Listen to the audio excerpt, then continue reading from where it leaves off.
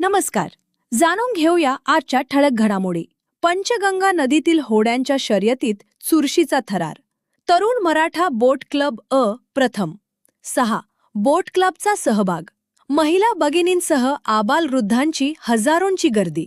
इचलकरंजी. स्वातंत्र्य दिनाचे औचित्य साधून श्री पंचगंगा वरद विनायक भक्त मंडळ व बोट क्लबच्या वतीने पंचगंगा नदीत आयोजित पारंपरिक होड्यांच्या भव्य शर्यतीत यंदा चुरशीचा थरार अनुभवायला मिळाला. 6 बोट क्लबच्या सहभागामुळे सुरुवातीपासूनच स्पर्धेत उत्कंठा निर्माण झाली होती. वेगाने धावणाऱ्या होड्या, स्पर्धकांचा जोश आणि विजयासाठी शेवटच्या टप्प्यापर्यंत सुरू असलेली अटीतटीची लढत यामुळे पंचगंगा नदी किनारा जल्लोषाने दुमदुमून गेला. श्री वरद विनायक मंदिर परिसरातील पंचगंगा नदीपात्रात झालेल्या स्पर्धेचा शुभारंभ माजी आमदार सुरेशराव हाळवणकर, रवींद्र माने, माजी उपनगराध्यक्ष तानाजी पोवार, प्रमोद बचाटे, सचिन माळी, राहुल जाणवेकर, संग्राम स्वामी, हनुमंत वाळवेकर यांच्यासह मान्यवरांच्या उपस्थितीत झाला. सन 1970 पासून सुरू असलेली ही पारंपरिक जलक्रीडा यंदाही मोठ्या उत्साहात पार पडली. श्री वरद विनायक मंदिर भक्त मंडळाचे अध्यक्ष तथा महाराष्ट्र राज्य वस्त्रोद्योग महासंघाचे अध्यक्ष अशोकरावजी स्वामी यांच्या मार्गदर्शनाखाली स्पर्धेचे उत्कृष्ट नियोजन करण्यात आले.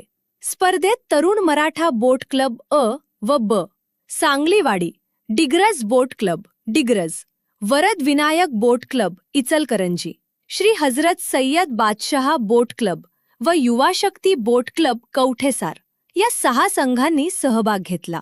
अटीतटीच्या लढतीनंतर तरुण मराठा बोट क्लब सांगलीवाडी याने प्रथम क्रमांक पटकावला. विजेत्या संघाला 21,001 रुपये रोख व शील्ड देण्यात आले.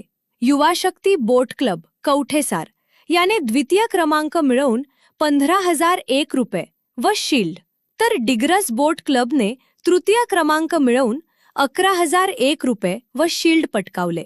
वरद विनायक बोट क्लब इचलकरंजी चौथ्या क्रमांकावर राहिला असून त्याला 7,001 रुपये व शील्ड देण्यात आले. आमदार अशोकराव माने, रवींद्र माने, माजी अपर पोलीस अधीक्षक राजेंद्र काणे, महाजन गुरुजी, अशोक स्वामी, दिलीप मुथा, के.व्ही. पालनकर, माजी उपनगराध्यक्ष बाळासाहेब कलागाते, म्हाळसाकांत कवडे यांच्या हस्ते बक्षीस वितरण करण्यात आले. होड्यांच्या शर्यतीचा थरार पाहण्यासाठी महिला भगिनी, लहान मुले, युवक, ज्येष्ठ नागरिकांसह हजारो नागरिकांनी पंचगंगा नदी किनारी गर्दी केली होती. सीमा भागासह पंचक्रोशीतील नागरिकांनीही मोठ्या संख्येने उपस्थिती लावत पारंपरिक जलक्रीडेचा आनंद घेतला. सन 1970 पासून सुरू असलेली ही शर्यत आता केवळ स्पर्धा न राहता इचलकरंजीकरांना एकत्र आणणारा आनंदोत्सव बनली आहे.